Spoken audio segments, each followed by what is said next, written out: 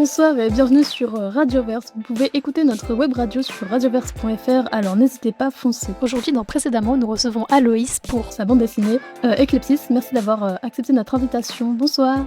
Bonsoir et merci à vous. Alors, avant d'en venir à votre livre, je voulais évoquer votre parcours car j'ai l'impression que vous avez déjà fait 1000 vies avant d'écrire la BD, notamment Mate Painter. J'ai découvert ce nom et je me demandais justement en quoi ça consistait parce que je trouvais le nom plutôt classe et marrant. En fait, on dit matte painter. Je saurais pas dire l'étymologie exacte du terme, mais en gros, ça consiste à peindre des décors qui seront projetés sur de la 3D. En fait, à l'origine, c'est plutôt un boulot qui consiste à vraiment faire des fonds dans des films en 3D et aussi des fois dans des films live qui ont besoin de fonds, par exemple pour de la science-fiction, des choses comme ça. Mais dans mon cas, c'est plutôt sur des films d'animation ou des séries qui utilisent vraiment, en gros, des décors à la fois pas en 2D mais projetés sur la 3D entièrement. En gros, c'est un peu, faut imaginer, on peint des décors dans Photoshop et ensuite c'est projeté un peu comme si c'était un trompe-l'œil sur une base 3D assez simple. Voilà. Donc, Ok. Super intéressant. J'adore les décors, j'avoue. Du coup, ça vous fait une bonne base pour écrire des BD, enfin pour dessiner des BD après. En fait, c'est assez différent parce que je fais surtout du coup, je dis de la peinture, c'est numérique, mais c'est vraiment des décors peints où j'ai souvent une base 3D, voire des fois un design en noir et blanc qui est fait par quelqu'un d'autre. Et au final, en BD, je me remets à dessiner beaucoup plus et en plus, la mise en couleur est beaucoup plus simple. Je fais vraiment de l'aplat. Je m'embête pas à faire vraiment des trucs peints en BD. Je trouvais ça trop laborieux et en plus pas forcément hyper lisible. Donc c'est quand même deux choses assez différentes. Moi, ça me plaît bien justement que du coup en faisant de la BD, ça me fait travailler un peu d'autres choses que j'avais plus trop l'habitude de faire. Ok, bah j'en découvre toujours. Vous avez aussi fait l'école des Gobelins qui est très connue. Et j'avoue que moi, mon petit plaisir, c'est de regarder les courts-métrages comme si c'était des petites pâtisseries. Et du coup, je voulais savoir, ça me paraît un peu évident, mais pourquoi cette école? Je voulais faire de l'animation depuis très jeune. Et effectivement, c'est l'école, je pense, la plus connue encore maintenant pour l'animation. En fait, je crois que j'en ai entendu parler la première fois quand je devais être au collège parce que ma mère était tombée sur un article dans un journal et on s'était pointé aux portes ouvertes pour aller voir. Et honnêtement, les portes ouvertes, ça m'avait fait un peu l'effet d'être à Disneyland où c'était exactement.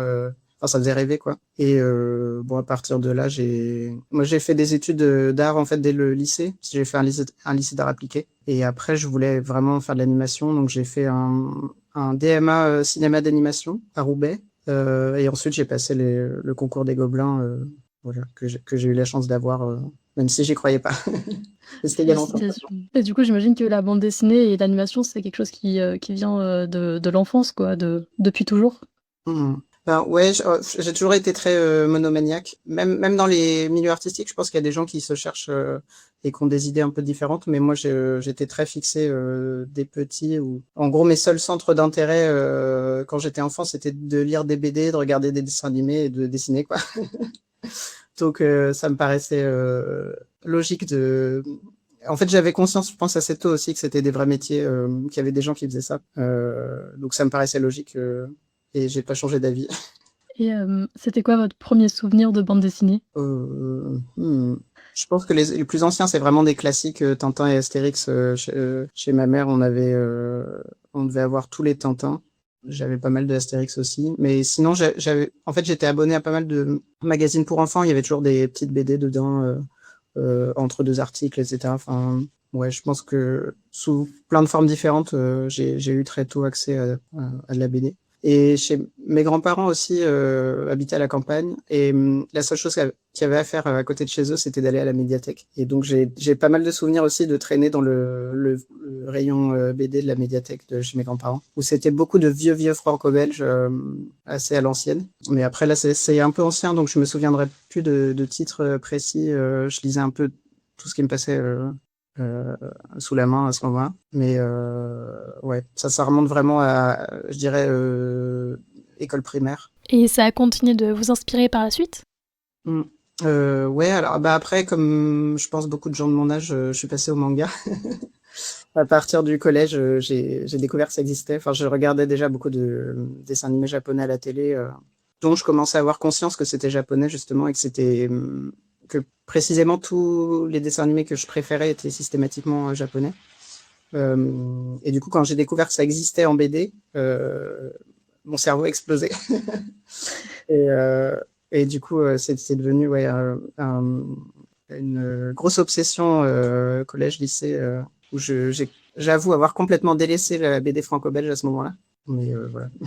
pour se plonger dans les mangas. Et est-ce qu'il y en a un en particulier qui vous a inspiré ou juste les mangas en général?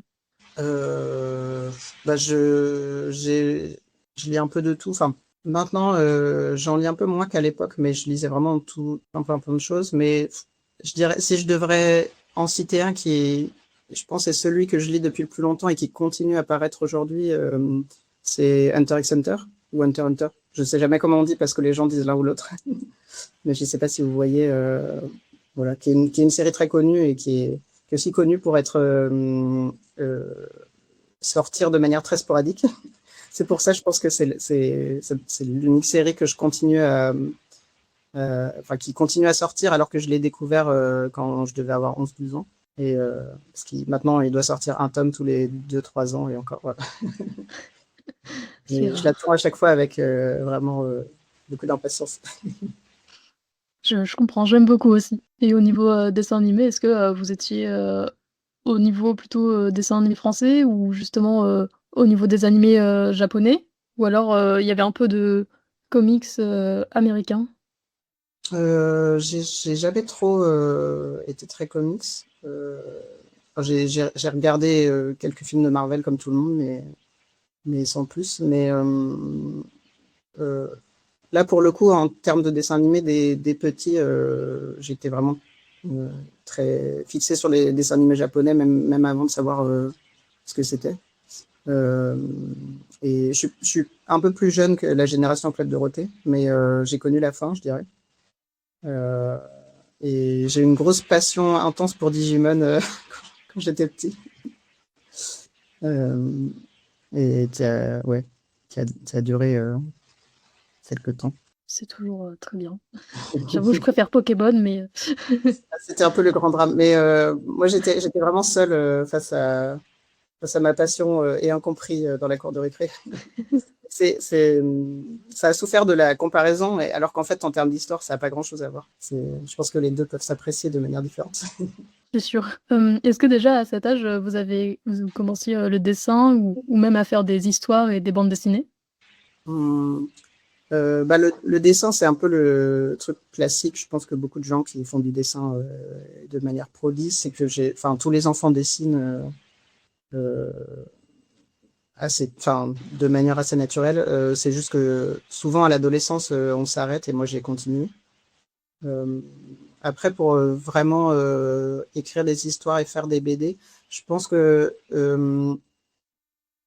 j'imaginais beaucoup de bouts d'histoire un peu chaotiques, mais sans écrire de manière vraiment très sérieuse. Et ça m'arrivait j'ai eu plusieurs tentatives de commencer des bandes dessinées où ça s'arrêtait au bout de 2 pages à chaque fois parce que c'était trop de travail.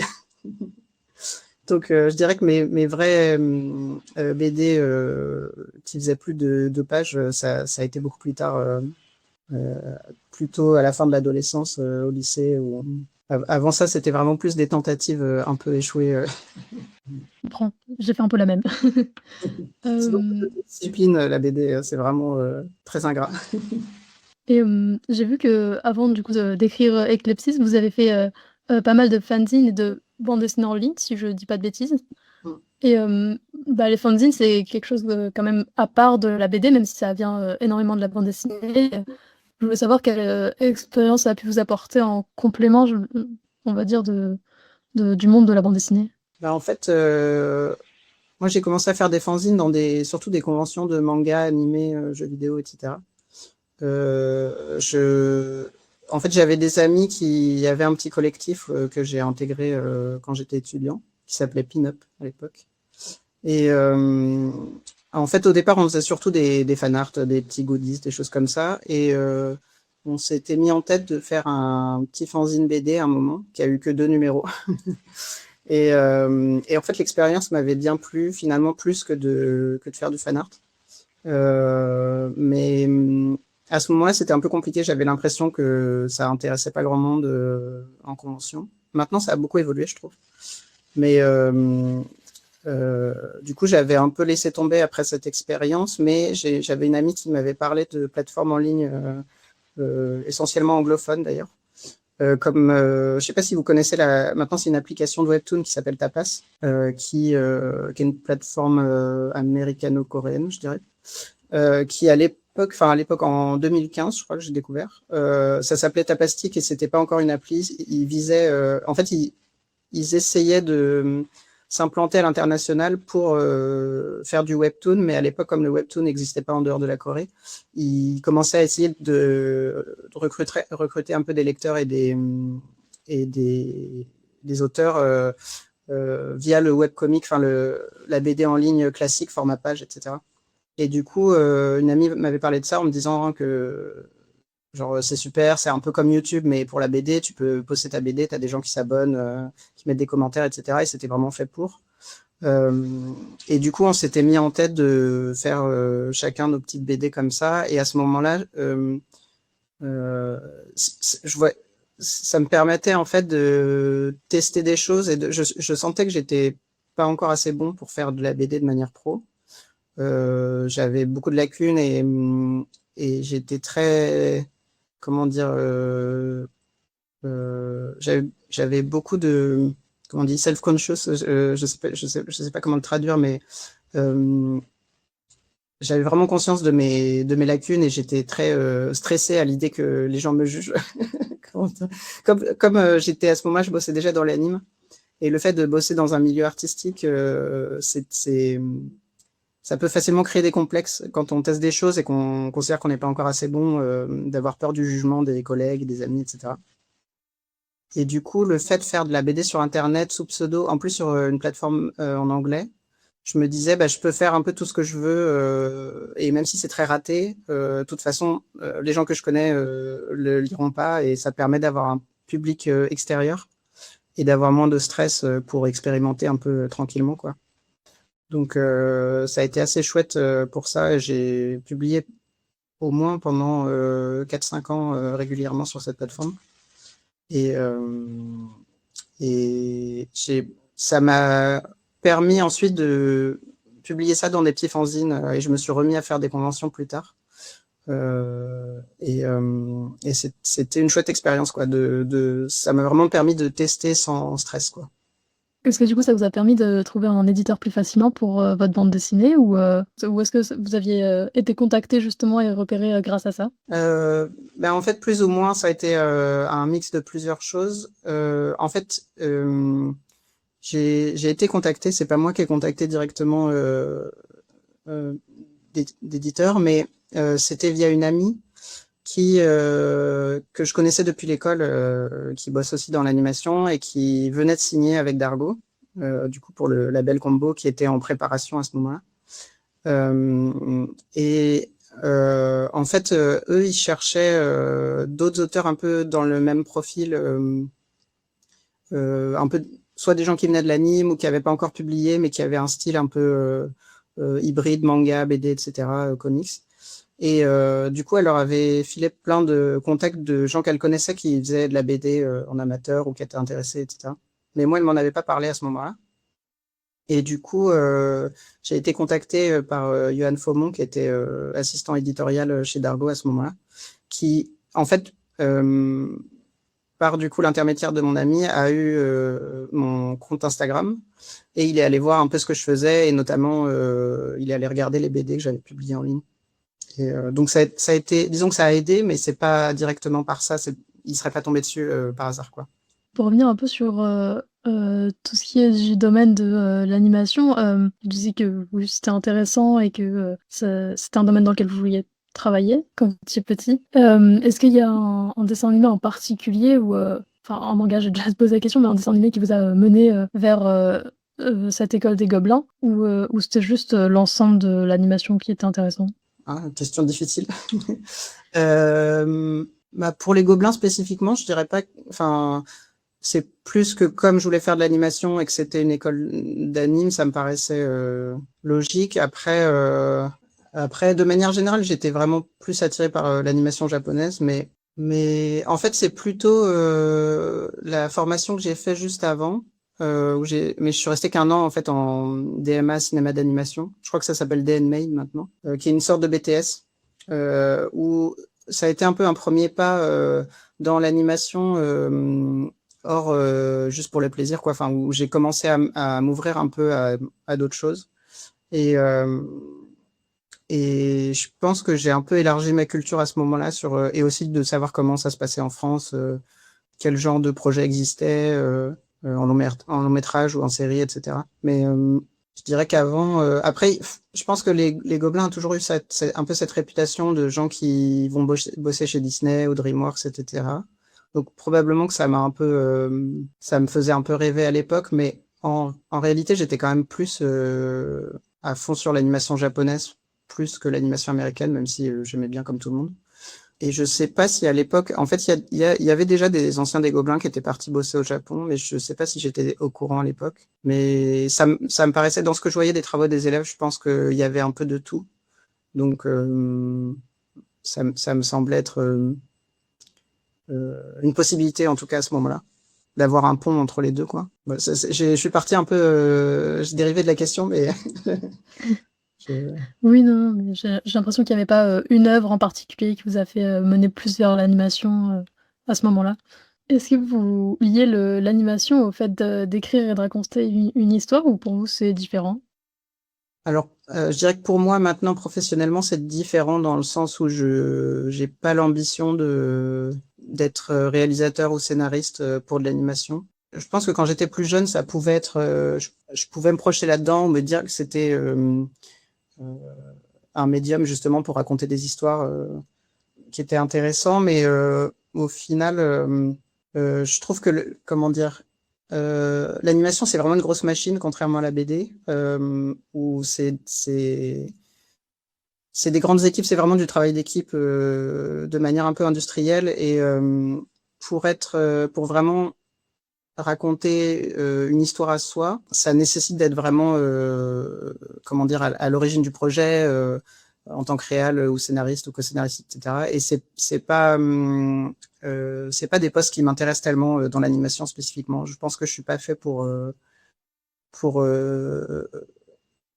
diriger plein de gens ou faire du management ou des trucs, comment dire, c'est trop de stress en plus. À chaque fois que je vois des réals sur des projets d'anime, j'ai l'impression qu'ils perdent des années de leur vie sur les projets. Et c'est trop. Moi, j'aime bien faire mes trucs dans mon coin, en fait. J'aime bien bosser en équipe, mais en étant dans ma petite tâche au sein d'une équipe. Mais c'est vraiment un truc de tempérament, je pense, et aussi de tendance à l'anxiété, qui fait que je me vois pas du tout chapeauter un projet aussi gros. Et je trouve que la BD a cet avantage de permettre de faire un peu ce qu'on veut à petite échelle, quoi, un peu dans son coin, justement. Et c'est beaucoup moins stressant. Et est-ce que c'est aussi le cas en France pour les grosses équipes de production d'animation ou est-ce que c'est vraiment plus enfin est-ce que c'est juste le domaine qui fait ça? Oui, bah, parce qu'en fait, l'animation, ça demande beaucoup de gens. C'est vraiment la moindre seconde d'animation demande vraiment beaucoup de travail. Donc, à moins de faire un petit court-métrage euh, avec très peu de moyens, ça reste quand même pour les productions commerciales, c'est quand même toujours un peu du monde. Après, en publicité, quand c'est des formats très courts, ça peut être des petites équipes de 5-6 personnes, mais même dans ce cas-là, je trouve que la réal, c'est quand même beaucoup de stress et d'organisation. Euh, et sinon, sur de la série ou du long métrage, c'est toujours des grosses équipes. En plus, moi j'ai peut-être un miroir déformant parce que j'ai tendance à travailler souvent sur des grosses productions, mais c'est souvent vraiment des grosses machines avec plusieurs centaines de personnes parfois, c'est c'est vraiment une autre échelle que la BD, quoi. J'imagine. Hem, pour en revenir un peu au métier de dessinateur, est-ce que c'était vraiment votre le rêve d'enfance de faire une bande dessinée ou est-ce que c'était vraiment l'animation le rêve d'enfant? Euh, Quand j'étais enfant, c'était vraiment les deux. Je... En fait, je savais que c'était deux choses différentes, mais j'avais pas spécialement envie de choisir et je voyais pas pourquoi je pourrais pas faire l'un et l'autre. Après, plus tard, je dirais que dans les études, je me suis orienté vers l'animation parce que, en fait, simplement, il y avait, à l'époque, j'entendais plus parler d'école d'animation que de BD, donc ça me paraissait simplement une opportunité, quoi. Et du coup, je me suis assez vite spécialisé dans les études. Mais j'avais toujours en tête de me dire, bah, je pourrais faire de la BD un jour. Je connaissais plusieurs personnes dans l'animation qui avaient sorti un ou deux albums, donc ça me semblait être une possibilité de faire ça à côté, y compris de manière ponctuelle, quoi.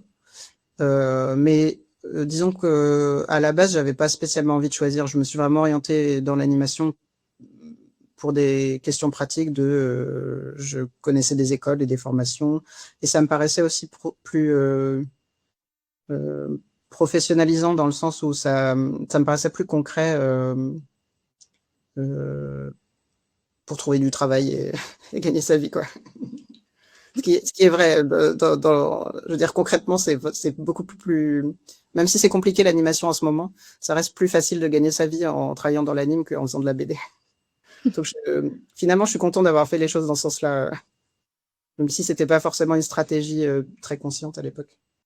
Et justement, le côté plaisir-passion qu'il y a dans le métier de la BD et de l'animation, est-ce que ça rattrape les côtés déplaisants qu'il peut y avoir? Ou justement ce côté risqué? Ouais, après moi j'ai jamais fait de boulot autre, enfin à part des petits boulots quand j'étais étudiant ou quoi, mais donc j'ai pas vraiment l'expérience d'avoir un CDI par exemple dans un boulot qui m'intéresserait pas. Donc je peux pas vraiment dire qu'est-ce qui rend le plus heureux, mais moi je suis je suis assez, enfin je regrette pas. Je je me serais pas vu, bah, comme j'ai dit tout à l'heure, j'ai tendance à être très monomaniaque quoi quand j'ai une idée et du coup je me projetais pas du tout dans autre chose. Ça, je j'ai toujours eu l'impression d'être assez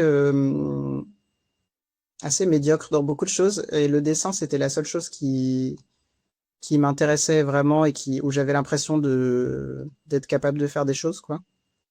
Donc c'est plus que ouais, je me projetais pas dans autre chose et au final, je, je considère que j'ai bien fait dans le sens où ça se passe bien pour moi actuellement. Mais et au final, ouais, j'ai toujours une forme de stabilité avec l'animation de toute manière. Avant d'en venir au cœur du sujet, qui est votre bande dessinée, je voulais poser une question qui me paraît un peu logique à n'importe quel dessinateur, mais est-ce que vous êtes plus dessin traditionnel ou dessin numérique? Moi, plutôt numérique, par habitude. Oui, Je, je, j'imagine. je fais vraiment tout sur tablette. Il y a que le pré-storyboard, on va dire. Je dirais, avant de faire un storyboard un peu plus propre, j'ai toujours tendance à faire des petits croquis un peu chaotiques sur papier. Mais c'est la seule étape que je fais sur papier. Donc c'est vraiment pour jeter mes idées rapidement. Mais sinon, mais bah ça pour le coup, ça vient de l'animation parce que comme on anime, ça n'existe plus de travail sur papier depuis que j'ai commencé à travailler. En fait, quand ça faisait la numérisation a commencé au début des années 2000, je dirais, dans les studios, mais les derniers studios qui travaillaient encore un peu sur papier ont dû arrêter quand j'étais encore étudiant. Donc moi, j'ai toujours eu l'habitude de bosser 8 heures par jour sur ordi, sur tablette. Donc en fait, j'ai un peu perdu d'aisance à travailler sur papier. Ça m'arrive encore de faire des carnets de croquis de temps en temps en vacances, mais je dessine plus assez souvent sur papier pour être vraiment parfaitement à l'aise et faire ce que j'ai envie de faire, alors que sur ordi, c'est simplement plus simple pour moi. J'ai l'habitude et j'ai ouais, mes habitudes, quoi. Mais c'est pas un choix forcément artistique, c'est plus pratique, simplement. Et bah, après ce beau parcours de vie, je vous propose de faire une pause, musicale et de revenir sur votre livre, Eclipsis. Je vous propose donc une petite pause musicale avec Shadow on the Wall de Dowdelin parce que j'ai cette musique en tête depuis des semaines.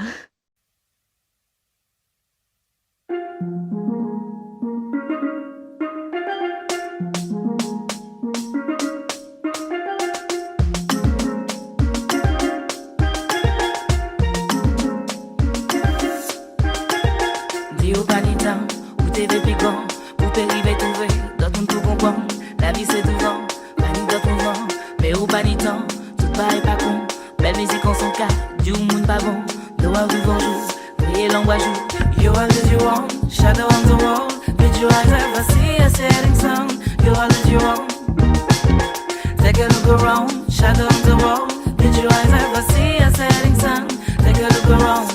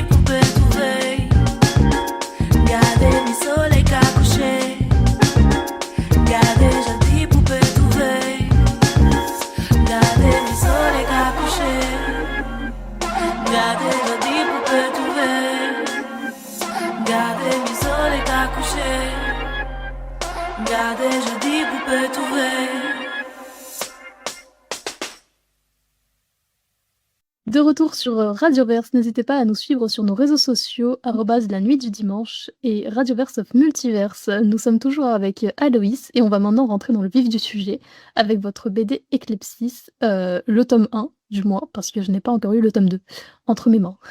Dans votre livre, j'ai eu énormément de résonance avec des œuvres que j'ai vues et lues plus jeune pour le côté aventure et des livres que je lis maintenant pour le côté inclusif et queer. Et je voulais savoir précisément si vous avez des œuvres en tête desquelles vous vous êtes inspiré pour dessiner ou même juste écrire l'histoire. Ouais, ben, je dirais que l'une des inspirations les plus évidentes, ce serait Harry Potter, mais de manière générale, je pense que, comme vous avez dit, j'avais vraiment envie de retrouver un peu l'ambiance de saga de fantasy que j'ai lu plus jeune, de manière générale en fait. Je pense que par exemple c'était pas une influence forcément consciente, mais il y a beaucoup de choses des œuvres de Robin Hobb par exemple je pense qu'ils m'ont inspiré un peu dans mes envies, dans le fait d'écrire sur un univers où il y a plusieurs zones géographiques avec des types de magie différents, d'avoir plusieurs personnages qui ont un peu leur arc qui se développent de leur côté, etc. Et de manière générale, j'avais vraiment envie d'avoir une ambiance un peu de saga de fantasy peut-être plus jeunesse que ce que fait Robin Hood, mais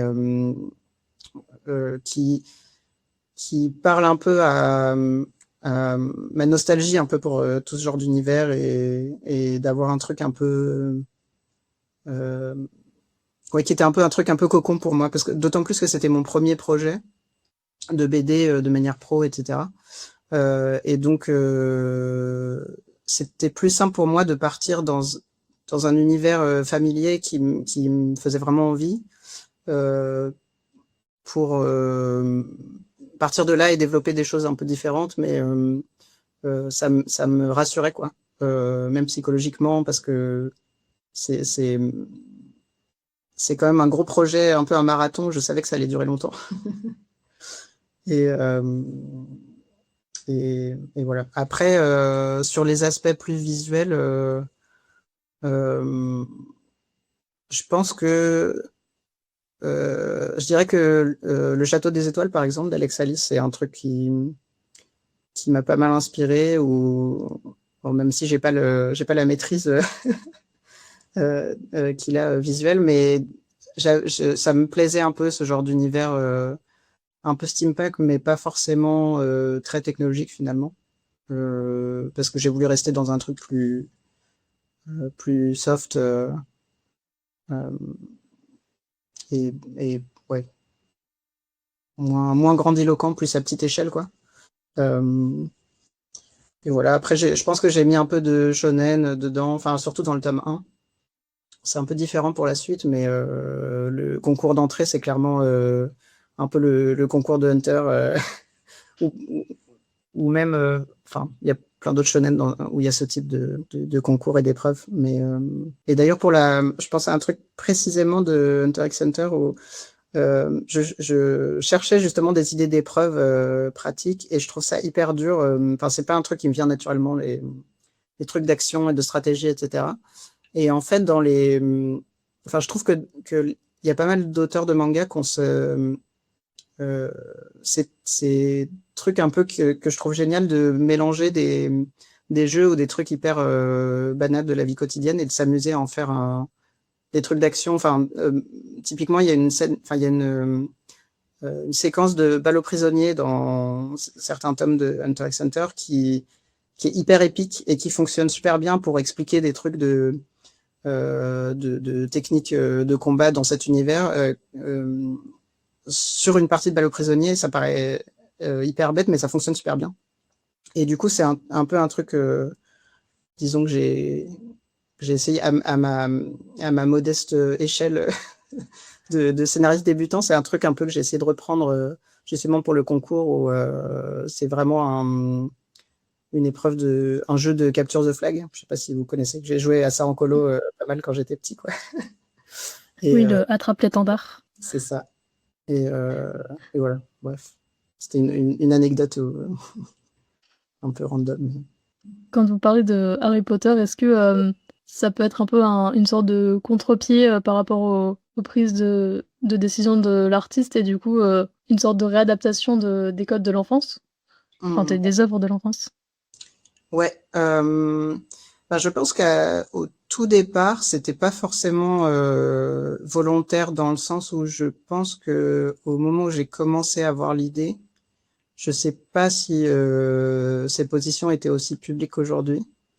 Mais en fait, par la suite, ça m'a beaucoup posé de questions, de me dire, euh, c'est devenu compliqué, quoi, de continuer à écrire une histoire qui était quand même, c'était quand même une inspiration importante, etc. Et puis, je me suis dit que je pouvais assumer justement le fait que ça pouvait être un contre-pied, et aussi même pour moi, comment dire, un truc un peu d'exorciser des choses et des ressentiments par rapport justement aux positions politiques de l'autrice, et de il y a eu un peu tout ce truc sur les réseaux sociaux de dire trouvons autre chose que justement que Harry Potter, même si ça a été un truc émotionnel pour beaucoup de gens dans leur enfance et tout, d'essayer de le dépasser. Et en fait, il y a plein d'autres histoires similaires qui existent, et je pense que ça peut être aussi pour moi un truc bénéfique de me réapproprier un univers avec une école de magie et des trucs un peu qui résonnent avec des trucs doudous de mon enfance, et d'en faire quelque chose de personnel, d'aller au-delà et de justement euh, notamment mettre en scène un personnage trans euh, et, et d'essayer de véhiculer des choses qui sont plus politiquement plus qui représentent plus mes pensées, mais ce qui est important pour moi. Et enfin, je m'embrouille un peu, mais bref, je sais pas si c'est compréhensible. Pour parler un peu plus, pas forcément technique, mais je me demandais si c'était le dessin ou plutôt l'histoire qui était venue en premier dans votre tête. En fait, plutôt l'histoire. Ce qui est paradoxal, c'est que je suis plutôt un dessinateur qu'un scénariste à la base, mais c'est rare que je commence à dessiner des personnages avant d'imaginer une histoire. J'ai tendance à beaucoup me raconter des histoires dans la tête, qui sont pas forcément très intéressantes d'ailleurs, mais je fonctionne beaucoup à juste m'inventer des histoires, réfléchir à des choses avant de commencer à faire des dessins et d'être inspiré pour dessiner dessus. Donc j'ai tendance à plutôt écrire d'abord et c'est plus simple et plus j'ai tendance à faire des dessins plus intéressants et plus aboutis si j'ai déjà réfléchi à un univers, à des personnages, plutôt que à l'inverse, de commencer par faire des personnages en me disant ah tiens, ça pourrait faire une bonne histoire. Et je sais qu'il y a beaucoup de gens qui fonctionnent comme ça, mais j'ai tendance à être plutôt dans l'inverse. Vous avez pris combien de temps à peu près pour écrire l'histoire, sachant qu'il y a 2 tomes qui sont publiés, et il y a le 3e qui arrivera sous peu? Ouais. Le 3e qui est fini d'être écrit, d'ailleurs, je suis sur le storyboard là. En fait, c'est compliqué parce que ça a été un peu distendu pour le tome 1. En fait, au départ, quand j'ai été contacté par mon éditeur de chez Dargo, j'étais en train d'écrire le début. J'étais en train de développer un peu l'univers, les personnages et tout, un peu en vrac. Et je voulais en faire un webtoon en fait au départ, mais juste pour le plaisir. Je comptais pas le proposer précisément. Mais en fait, quand il m'a contacté, je me suis dit que ça tombait bien et que ça pourrait être une opportunité. Et donc, je lui ai pitché un peu le truc, ça l'intéressait. Mais ensuite, je me suis dit, du coup, va falloir que je fasse un dossier. Et c'est vraiment en faisant le dossier que je me suis recentré au niveau de l'histoire et que j'ai essayé de faire un truc un peu carré. Et ça, je pense que j'ai dû passer 1 mois et demi, 2 mois à vraiment faire un synopsis vraiment qui se tenait. Mais ensuite, par la suite, en fait, après que je lui ai envoyé le dossier, on en a discuté et tout, et on a un peu eu des allers-retours, mais de manière ponctuelle, un peu distendue, pendant au moins 1 an avant que je signe le projet.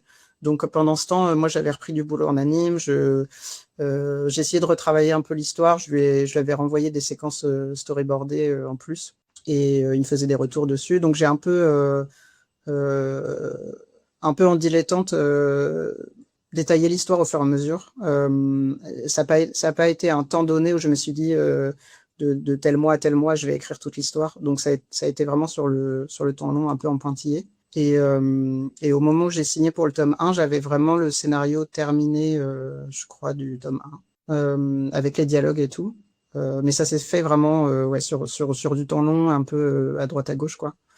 Et par contre, pour les tomes 2 et 3, en fait, j'avais déjà un léger synopsis pour les tomes 2 et 3 dès le départ, mais qui était vraiment très peu détaillé.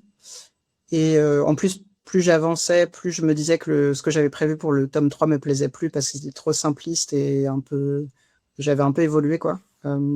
Et du coup, en fait, j'ai vraiment détaillé le scénario du tome 2 au moment où j'ai rendu les planches du tome 1. Où là, je pense que j'ai dû passer un petit mois dessus. Et pareil pour le tome 3, là, c'est quand j'ai terminé le tome 2, je me suis attelé au tome 3, j'ai fait une petite pause entre les deux. Et pour le scénario complet du tome 3, pareil, j'ai dû passer un mois et demi. Voilà, mais il y avait déjà des petites bases qui étaient posées avant. Donc, j'ai un peu. Puis en plus sur le temps que je travaillais sur les albums où je dessinais les pages, de temps en temps j'avais des petites idées un peu en vrac que je notais par-ci par-là. Euh, Comme des fois on se réveille la nuit, on se dit ah j'ai une idée. Puis bon c'est pas toujours bien, mais j'avais des petites notes un peu entre mon téléphone, mon ordi, un vieux carnet. Et pour les dessins, vous prenez à peu près combien de temps pour faire, enfin pas forcément une planche, mais pour avoir une ordre d'idée? Alors en fait, en général, je fais tout le storyboard d'abord. Je dirais que si je compte le premier pré-découpage un peu moche que je fais sur papier, ensuite je fais un storyboard un peu plus propre sur ordi, euh, je, je devrais être à peu près à 3-4 pages par jour. Peut-être, ça dépend des jours, de mon, de mon niveau d'énergie. Mais et après, en général, je fais le crayonné et l'ancrage en même temps parce que selon les pages, comme j'ai un storyboard assez propre, des fois je peux ancrer directement sur le storyboard, des fois j'ai besoin quand même de redessiner parce que c'est trop foireux. Là, je dirais que je fais à peu près peut-être 2 pages par jour en moyenne, crayonné plus ancrage. Et la couleur, je dirais que je suis à 3-4 pages par jour. Ouais, 4 pages par jour en couleur. Donc c'est un peu, je fais ça vraiment par étapes. Je fais en général tout le storyboard. Ensuite, pas forcément tout le crayonné et l'ancrage, mais je fais, comme j'ai des découpages par chapitre, en général, je fais le crayonné ancrage de tout un chapitre. Ensuite, des fois, je peux m'avancer un peu sur le chapitre suivant et puis faire de la couleur parce que j'en ai marre et du coup, je vais faire un chapitre en couleur et alterner comme ça. Je me demandais pour les dessins des personnages et des lieux, est-ce que vous êtes inspiré de lieux et de personnages réels? Les personnages, pas tellement. C'est plutôt des archétypes ou des envies de type de personnage, quoi. Il y a même pour les personnages secondaires, certains qui sont devenus importants d'ailleurs. C'est vraiment parce que j'en avais besoin dans l'histoire à un moment et finalement j'ai déroulé un fil où je me dis ah finalement il est plus intéressant que ce que je pensais et j'ai mis en avant plus des personnages qui n'étaient pas prévus pour l'être au départ. Donc ça dépend un peu. Mais pour les lieux, je voulais une ambiance, en tout cas pour l'île d'Eclepsis, très Art Nouveau. Euh, Fin du 19e, début 20e. Enfin, c'est un peu. Il y a des trucs anachroniques et tout. Enfin, c'est pas hyper précis. Mais c'était un peu l'ambiance générale que je voulais. Du coup, j'ai cherché pas mal de refs pour les décors de ce style-là.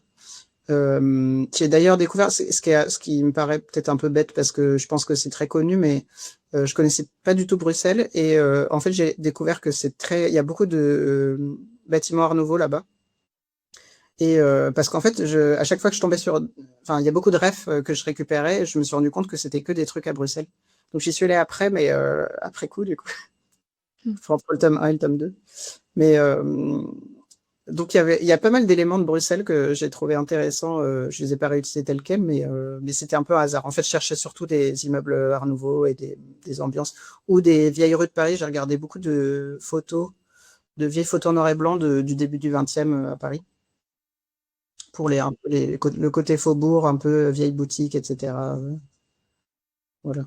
Même si je m'en suis inspiré de manière très libre, je voulais pas faire un truc historique ou quoi. Voilà. En tout cas, ça rend très joli. C'est gentil. Je me demandais combien de temps vous aviez mis pour créer le personnage de Basile. Je saurais pas dire précisément un temps. En fait, dès le départ, je voulais faire un personnage trans parce que j'avais aussi en tête,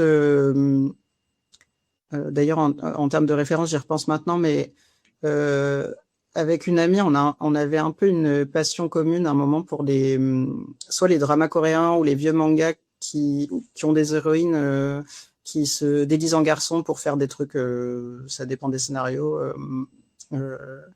Et, et en fait, j'ai toujours trouvé ce genre d'histoire un peu ambiguë parce que à la fois ça m'intéressait beaucoup depuis tout petit et en même temps c'est toujours des histoires. Enfin, je pense que maintenant ça évolue beaucoup, mais disons dans les années 2000, il y a eu une mode un peu de ce genre de truc, où ça finissait toujours de manière très conservatrice et très décevante, où à la fin, les filles rentraient dans le rang et elles redevenaient des vraies filles. Et il y avait un truc où ça donnait l'impression d'être en fait un narratif un peu trans de découverte de soi. Et en fait, pas du tout. Et du coup, j'avais une relation un peu d'amour-haine avec ces histoires, donc j'avais un peu envie de faire un truc là-dessus. Au final, je m'en suis un peu éloignée parce que c'est plus un enjeu si central dans l'histoire. Mais j'étais un peu partie de là pour le personnage. Mais en fait, je l'ai plus développé au moment où je me suis dit, je vais vraiment écrire l'histoire de manière plus précise, développer l'univers, les personnages. Et en fait, je m'étais amusée à utiliser des fiches personnages où j'aime bien regarder des vidéos d'Américains qui donnent des conseils d'écriture. Souvent, c'est plutôt pour des romans ou pour du cinéma.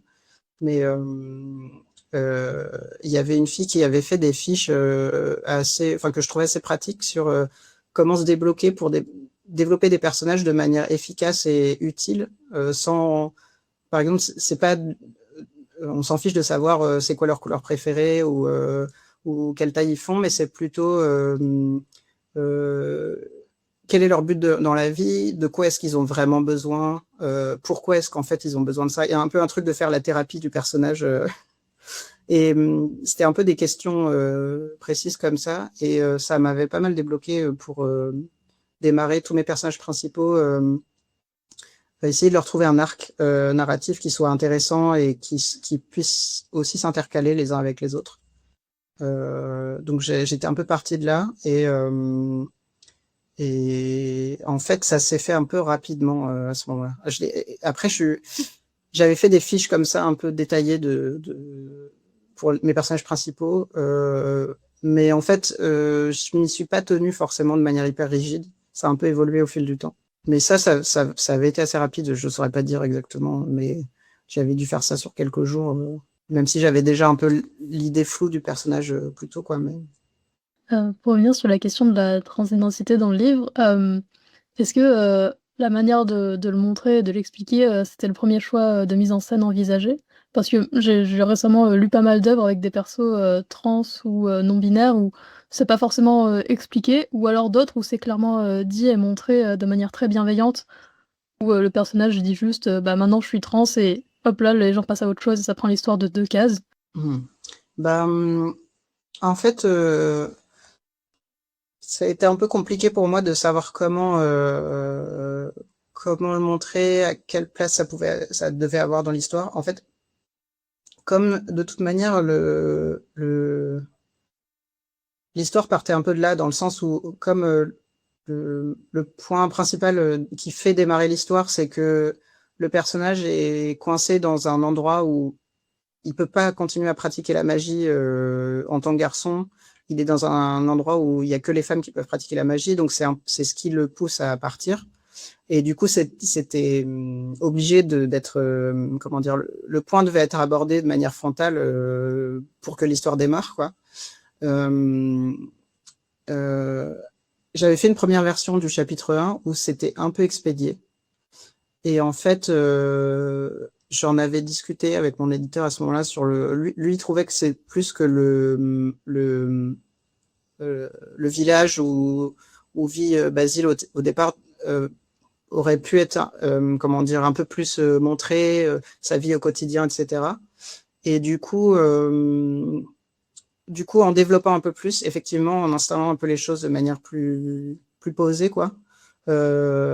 J'ai passé un peu plus de temps sur en fait la question du coming out, etc.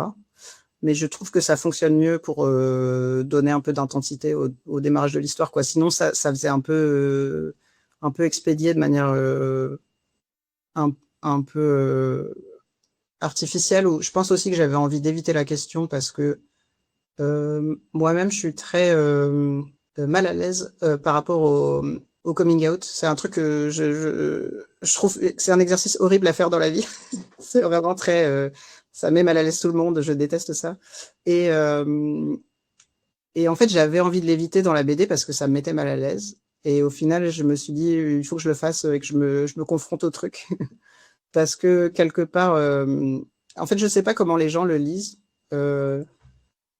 mais moi, j'étais hyper mal à l'aise en l'écrivant, en la dessinant, et surtout la scène avec Rosen. Enfin, je sais pas si vous en souvenez précisément ou quoi, mais enfin, je pense à une scène précise où le personnage s'ouvre un peu à son ami.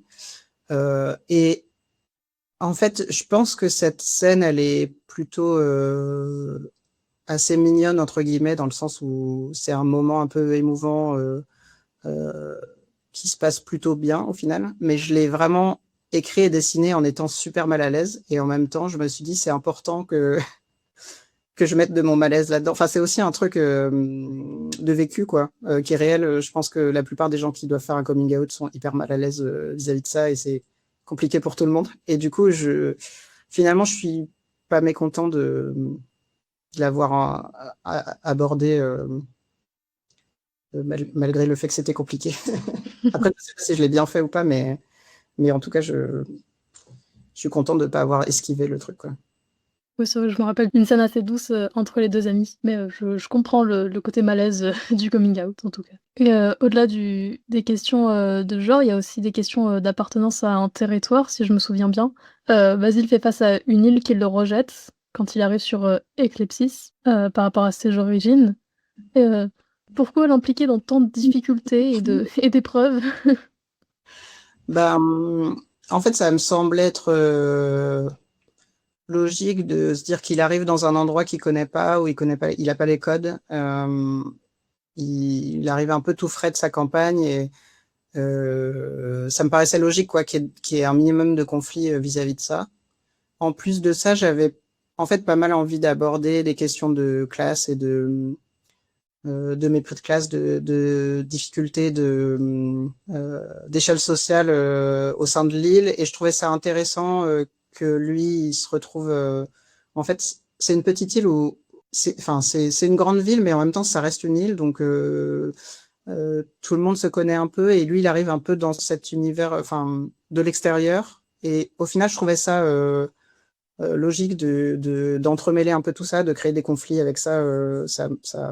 Ça permet de faire une histoire, quoi, et qu'il se passe des choses, et voilà. Et c'était un peu le fil que je trouvais le plus intéressant à dérouler, voilà, pour créer un peu d'intensité et une histoire intéressante autant que je pouvais, quoi. Et puis il a tout de même, beaucoup de chance de tomber sur des bons amis dès le départ. Juste pour finir, comme par la suite, même si c'est plutôt à partir du tome 2 que ça se développe, mais il y a aussi des tensions géopolitiques, on va dire, et du coup, ça permettait aussi de lui-même le confronter un peu à ça, et au rapport qu'ont les gens sur Eclipsis au territoire étranger, quoi, de manière générale. Voilà. Est-ce qu'il y a une volonté de impliquer le monde réel dans, la fiction? Plus ou moins, un peu. J'avais envie d'une expérience. En fait, à partir du moment où il arrive sur Eclipsis, j'avais en tête l'idée de faire une histoire qui parle un peu de la vie étudiante, de ce que c'est que aussi de se politiser quand on est jeune et qu'on est dans les études, qu'on rencontre d'autres gens. Donc c'était un peu une idée de mêler ça à des trucs un peu réels aussi, et en même temps de manière peut-être un peu maladroite, où je sais pas encore si je maîtrise très bien ce que je fais à ce niveau-là, mais j'avais aussi envie de montrer une sensation d'angoisse qui monte un peu de montée en fait du fascisme au final. Même si c'est pas de manière réaliste, c'est pas notre monde, c'est des enjeux différents, mais j'avais un peu envie de développer un peu ce fil-là, et au fur et à mesure, d'autant plus que je trouvais ça intéressant dans le cadre d'un groupe d'étudiants qui commence à se politiser, quoi, et à découvrir un peu ce que c'est que la vie des adultes, et voilà. J'imagine que vous avez, travaillé ça, par rapport au world building, enfin De l'univers, ouais. En fait, ce qui était pas évident, c'est que je voulais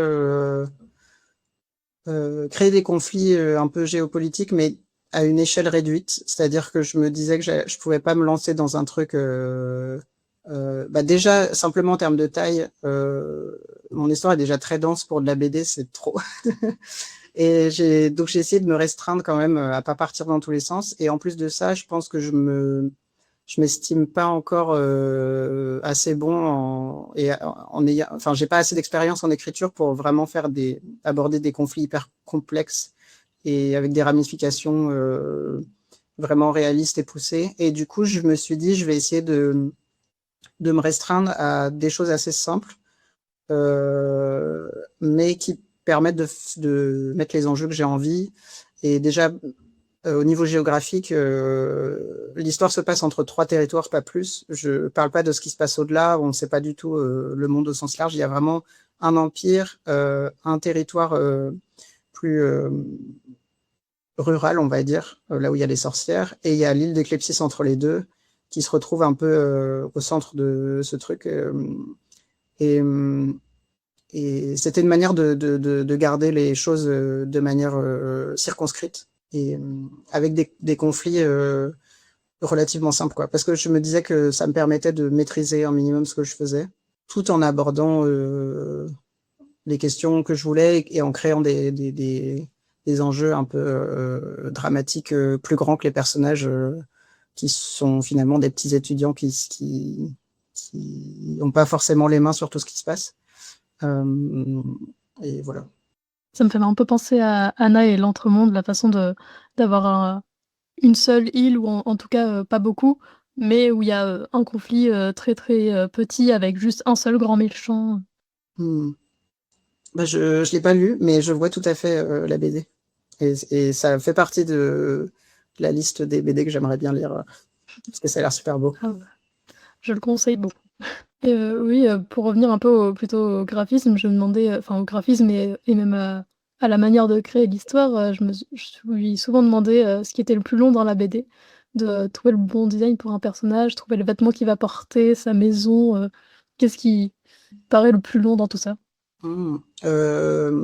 Ça, je pense que ça dépend des auteurs ou des autrices. Moi, je suis assez flemmard sur ce genre de truc.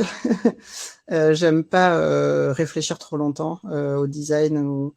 Pour les personnages, alors sauf les personnages principaux, j'ai un peu plus réfléchi. Où je me suis cherché un peu je me suis fait des petits mood boards un peu de photos de personnages que j'aimais bien ou de différentes choses. Mais au final, j'ai pas forcément utilisé tant que ça. Je suis un peu parti sur les premiers designs que j'aimais bien. Mais pour les personnages secondaires, je fais vraiment aucun effort. En fait, c'est au moment du storyboard, je les dessine d'une façon sans trop y réfléchir. Et souvent, au moment du crayonné, je pousse un peu leur design dans la direction que j'avais déjà instinctivement, mais de manière à éviter qu'ils aient tous la même tête et les différencier un petit peu plus. Mais je fais pas énormément d'efforts sur les designs.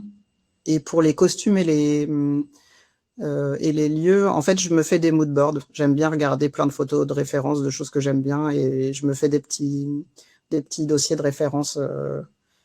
En général, en fait, sur mon ordi, j'ai un dossier décor. Dedans, j'ai un dossier Eclipsis, un dossier Gwess pour la forêt de Gwess, etc. Et dans le dossier Eclipsis, j'ai chaque quartier. J'ai des sous-dossiers pour tel quartier. Et j'ai plein de photos de références dans des styles de quartier que j'aime bien. Et voilà, j'ai des références de bateaux pour le port de l'Est qui a des petits bateaux de pêcheurs, des références de gros bateaux militaires pour le port de l'Ouest, des choses comme ça où je me fais mes petits dossiers ref, voilà. Et après, je copie pas forcément une ref en particulier, c'est plus que ça me donne une ambiance générale. Et je prends des petits trucs à droite à gauche qui me plaisent. Voilà. Et au contraire, c'est quoi qui a été le plus plaisant à créer dans la BD? Bah justement, les décors, c'est le truc qui me plaît le plus. Un peu de créer des ambiances visuelles, que ce soit des décors d'extérieur ou d'intérieur. J'aime bien que ça pose un mood, quoi, un petit univers, et que ça fasse ressentir un peu des trucs par le visuel, quoi, vraiment des décors. Et j'aime bien réfléchir à des petits détails, par exemple, je sais pas, de me dire si par exemple c'est le port, je vais mettre des endroits plus avec des déchets, des trucs, il y a des animaux qui se baladent, des choses comme ça. J'essaye de penser les décors d'une manière un peu vivante et narrative, pour que ça ait l'air un peu habité, quoi. Et ça, c'est des trucs que j'aime bien, je trouve ça rigolo. Même si ça prend du temps après à dessiner, mais c'est le genre de truc qui m'amuse pas mal. Des petits easter eggs un peu partout. Mais qui se font, en fait, plus que des easter eggs, c'est plutôt que les lieux aient l'air vivants et enfin, un peu logique par ce qui s'y passe, quoi. Et en fait, on s'en rend pas compte à la lecture, mais ça donne une impression vague de lieux qui ont l'air un peu vrais, quoi. Moi, j'avoue que j'ai toujours eu une fascination pour les dessinateurs et les artistes parce que je suis incapable de reproduire 2 fois la même tête. Et du coup, je me demandais si c'était l'entraînement ou est-ce qu'il y a une astuce cachée quelque part. Bah, en fait, moi, je me concentre sur des caractéristiques. Chaque personnage a un peu 2-3 caractéristiques au niveau du visage. Et ça fait que ils sont même quand ils sont pas exactement pareils, je garde ces caractéristiques en tête. Par exemple, la forme du nez ou du visage. Si je compare, par exemple, Albin et Basile, parce que c'est assez évident la différence entre les personnages. Basile, il est tout rond.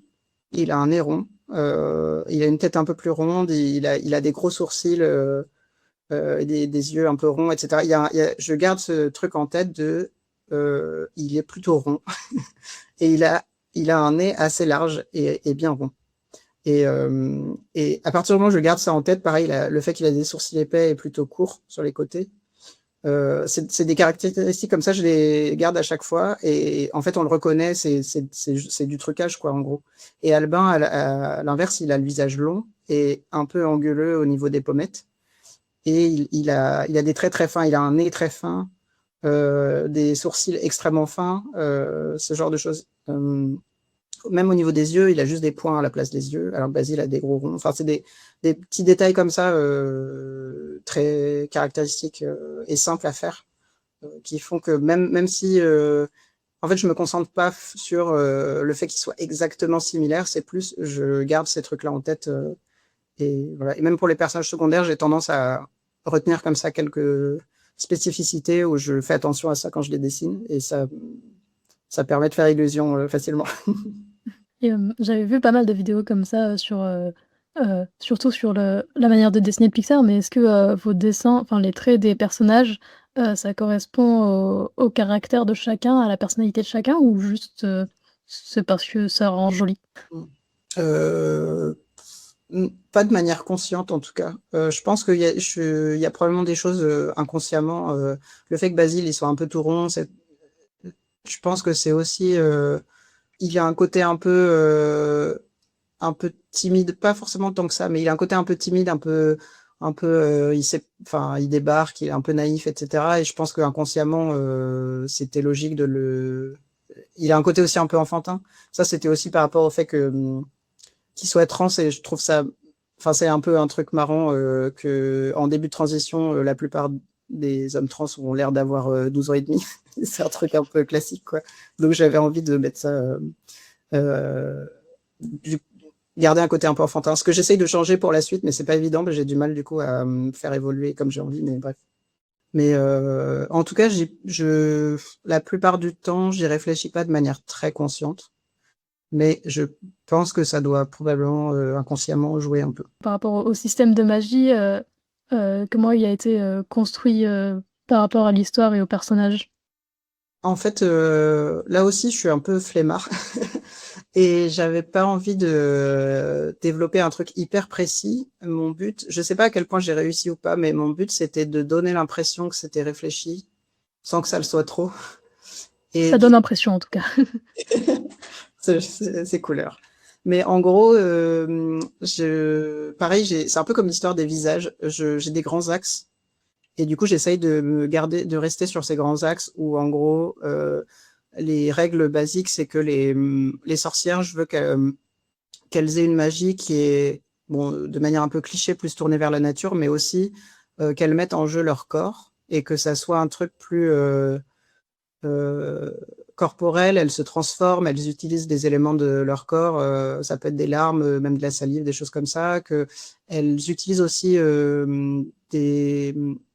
des ressources simples qu'elles ont autour d'elles. Ça peut être de la terre, de l'écorce, des os d'animaux, des choses comme ça, des trucs assez bruts. Alors que les occultistes, je voulais que, au contraire, ils se séparent beaucoup de, comment dire, ils prennent la magie avec un truc un peu de recul, il faut pas toucher les choses avec les mains, ils utilisent des outils, beaucoup de systèmes d'écriture, et ils ont un truc un peu plus par exemple, ils se transforment jamais eux-mêmes, mais ils peuvent invoquer des créatures. Donc c'est un peu je voulais garder ces grandes différences, quoi, de dire de manière claire pour établir un peu ce qui les différencie. Après, dans les détails, c'est de l'improvisation en essayant de garder juste ces caps-là en tête, quoi. Ça marche très bien en tout cas. Du coup, je pense à un truc juste sur la question de la transidentité. Je pense que c'est aussi un truc par rapport à Basile que je trouvais qui marchait bien, le côté, le fait de mettre son corps en jeu et des histoires de transformation, d'utiliser son corps pour la magie et tout. Je trouvais ça intéressant pour le personnage, en tout cas que ce soit sa magie à lui de manière naturelle, où ça soit plus simple pour lui d'aller vers ce genre de choses. Voilà. Enfin, bref, c'est un peu fouillé, mais J'aime bien se jeter les forums et les sites qui parlent de livres quand je lis un bon livre. Et je suis tombée sur quelqu'un qui qualifiait votre BD de dark romance. ouais. Je voulais savoir ce que vous en pensez. Je suis curieux de savoir où c'était parce que j'ai jamais vu de dark romance, mais il n'y a pas vraiment de romance, en tout cas au cœur de l'histoire. Et je sais pas si je qualifierais ça de dark. Mais surtout pour moi, la dark romance, ou peut-être que je confonds avec la new romance, mais pour moi, la dark romance, c'est des trucs vraiment très érotiques et très très sombres, ce qui a pas grand-chose à voir. Et au contraire, vous donneriez quel genre plutôt à votre BD? Bon, c'est de la fantasy, je dirais young adult au sens large, ou plutôt, enfin, en fait, je sais jamais young adult dans quelle catégorie d'âge ça correspond. Pour moi, c'est plutôt ado en général. Je pense qu'à la base, j'imaginais que c'était plutôt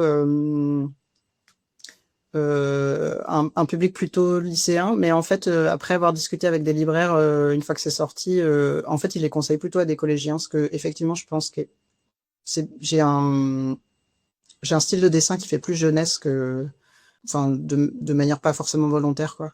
Mais oui, moi, je qualifierais ça de fantasy, simplement, dans un univers plus fin 19e, début 20e que médiéval, quoi. Mais voilà. Oui, j'avoue que je n'ai pas compris cette personne non plus qui parlait de dark romance. Peut-être qu'elle voulait dire dark fantasy, mais même je trouve pas ça très dark. Non. Dark fantasy, c'est vraiment c'est du berserk, quoi. C'est pas. Mais Oui, c'est plutôt joyeux. ouais. Bah en fait, il y a des moments de conflit, mais c'est pas sombre au sens. Je pense qu'il n'y a rien d'hyper violent ou de très glauque. Et bon, après, les gens voient ce qu'ils ont envie de voir. Je trouve ça rigolo. Oui, c'était plutôt marrant ce côté-là. Bah écoutez, j'ai un peu fait le tour de mes interrogations sur la BD. Je vous propose de passer à votre futur et aux autres projets, d'étendre un peu plus. Et à l'heure où on enregistre, on est le lendemain de la sortie du tome 2. Comment vous appréhendez cette sortie?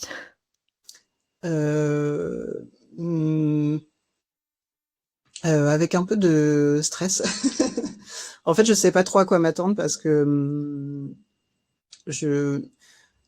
comme du coup c'est mon deuxième album de manière générale, c'est pas juste le tome 2, mais du coup j'ai pas encore beaucoup d'expérience dans le milieu de la BD de manière pro.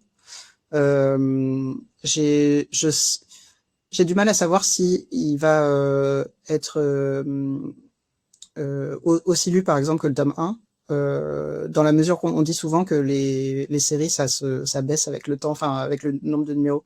Donc j'attends un peu de voir si à quel point les gens qui ont bien aimé le 1 vont aller vers le 2. Et je suis très curieux de savoir ce que les gens en pensent, parce que moi, je le trouve meilleur que le 1, dans le sens où... En fait, je suis content de mon tome 1, mais je trouve que j'ai quand même évolué, ça se voit entre les deux. Mais en même temps, il est un peu différent. Je pense qu'il est plus... Il y a des côtés plus tranche de vie, et plus où on prend le temps de passer des moments avec les personnages. Donc, c'est pas tout à fait la même ambiance, et je suis un peu curieux de voir ce que les gens en penseront. Voilà. Mais pour l'instant, c'est vraiment le... Il vient juste de sortir, donc j'ai aucune idée. J'imagine que la tension doit être à son max. Pour le tome 2, si je me rappelle bien, ça finit sur une bataille à la fin. Dans le tome 2, est-ce que ce sera plus, du coup, un peu plus d'action comme à la fin, ou alors ce sera encore de la découverte? Je vais pas spoiler la fin du 2, mais c'est ça. Il y a de l'action. En fait, dans le tome 2, il y a quand même un mélange de vie quotidienne et d'action. Il y a une scène d'action assez importante à un moment, mais je pense que le ton général est plus un peu plus calme. En fait, on installe plus les personnages et leurs relations. Là où le tome 1, c'est vraiment un départ pour l'aventure, et donc il y a beaucoup de choses qui s'enchaînent. Donc le rythme général est un peu différent, mais il y a quand même de l'action dans le tome 2. Est-ce que vous avez d'autres projets pour la suite? Sûrement le tome 3, du coup, comme c'est une trilogie. Ouais, bah là je suis sur le tome 3. J'enchaîne plus. En fait, sur le tome 1, il a été gardé de côté pendant 1 an avant de le sortir, pour que j'ai le temps d'avancer sur le 2 et qu'il sorte vraiment 1 an d'écart. Mais là, le tome 3, je suis en flux tendu, donc ça va être plus sport. Mais ça démarre bien. Je suis content. J'étais très stressé sur le scénario et réussi à faire une fin satisfaisante. Et en fait, je suis plutôt content de ce que j'ai fait. Je pense que ça fonctionne, et que c'est... j'ai tendance à penser que les gens qui auront aimé le 1 et le 2 apprécieront le 3 et la conclusion. J'espère, en tout cas. Mais en tout cas, moi, je trouve que c'est cohérent, quoi. Et voilà. Donc là, ça va m'occuper pendant un petit bout de temps encore. Mais j'ai des envies pour des projets futurs, mais c'est plus sur du temps long, pour l'après, quoi. Et toujours en format BD? Ouais. Bah, en tout cas, j'ai une idée précise d'un one shot que j'aimerais faire après, dans un univers complètement différent, avec des trains de nuit et des vampires. Et voilà. Mais dans un univers contemporain en plus. Mais ça sera pour dans au moins 2 ans. On se tient au courant. Pour finir, si vous aviez un ou plusieurs conseils à donner à un ou une jeune autrice de BD, ce serait quoi? Bah, ça dépend. J'aurais 2 conseils différents, mais en fonction de si c'est pour des gens qui vraiment commencent la BD de manière amateur et débutant, ou si c'est des gens qui ont déjà des projets avancés et qui ont déjà parlé avec des éditeurs. Je dirais que pour les gens qui sont vraiment au tout départ, je leur conseillerais de faire des fanzines ou de la BD sur Internet, ou de la BD pour le fun, quoi. En fait, je pense que c'est hyper formateur de faire de la BD sans y mettre des enjeux professionnels tout de suite. En plus, c'est tellement compliqué d'aller jusqu'au bout d'un album. C'est vraiment un marathon sans fin et très éprouvant. Je pense que c'est important d'avoir de l'expérience dans le fait de faire des histoires de A à Z, et de tomber des pages, en fait. Parce que même si on a un projet qui est assez abouti, pour qu'il soit signé, si on n'a jamais trop fait de pages avant, sauf pour faire des dossiers, etc., c'est compliqué de se lancer sur un album, je pense. Et de manière générale, ça permet de progresser énormément, de faire de la BD, en fait. Par exemple, si on n'arrive pas on propose des dossiers, on n'a que des rejets, etc., de pas attendre d'avoir un projet accepté pour faire de la BD, en fait. Je pense qu'il y a aujourd'hui plein de moyens de faire ça et d'avoir un petit public et de se motiver, etc. Même si c'est compliqué de faire ça sur son temps libre quand on bosse à côté et tout, mais en fait, Il y a des chances que ça se passe un peu pareil si on signe un projet parce que souvent les avances sont pas très élevées, donc faut souvent avoir des compléments de revenus. Donc je pense que de manière générale, c'est important de trouver des moyens de faire de la BD pour le fun et dans d'autres cadres. Voilà. Et sinon, pour un autre conseil pour les auteurs qui ont vraiment déjà discuté avec des éditeurs qui sont prêts à signer, c'est d'aller voir des syndicats et de faire relire son contrat par des syndicats qui sont là pour ça. Voilà. Parce que c'est très compliqué à comprendre un contrat de BD et même si on croit qu'on a compris, c'est plein de jargon juridique et donc c'est important parce que ça engage beaucoup. En fait, c'est important de faire relire par des gens qui savent. Ouais. Eh ben, merci beaucoup. Je vous laisse si vous avez un dernier mot avant de clôturer cette interview. Ça m'a fait très plaisir. C'est, je crois, ma première vraie interview. Voilà. Et donc j'étais très stressée, mais j'ai l'impression de bien passer. Enfin, en tout cas, c'était cool. Voilà. Merci beaucoup. Bah, merci beaucoup. Merci beaucoup d'avoir accepté cette émission. Je vous dis à la prochaine sur Radioverse. N'oubliez pas de nous suivre sur nos réseaux sociaux, @les nuits du dimanche et Radioverse of Multiverse. Est-ce que vous avez une musique en tête maintenant ou J'écoute surtout de la city pop en faisant de la BD. C'est peut-être un peu, je sais pas si ça peut plaire aux gens. J'ai pas de chanson en tête particulière. J'ai totalement autre chose en tête. Si jamais j'ai le tourbillon de la vie. On peut partir là-dessus. Elle avait des bagues à chaque doigt, des tas de bracelets autour des poignets, et puis elle chantait avec une voix qui sitôt m'enjola. Elle avait des yeux d'opale qui me fascinaient, Il y avait l'ovale de son visage pâle, de femme fatale qui me fut fatale, de femme fatale qui me fut fatale. On s'est connus, on s'est reconnus, on s'est perdu de vue, on s'est reperdu de vue, on s'est retrouvés, on s'est réchauffés, puis on s'est séparés. Chacun pour soi est reparti dans le tourbillon de la vie.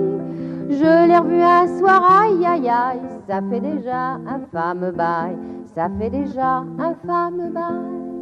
Au son des banjos, je l'ai reconnu, ce curieux sourire qui m'avait tant plu, sa voix si fatale, son beau visage pâle, mais mûr plus que jamais.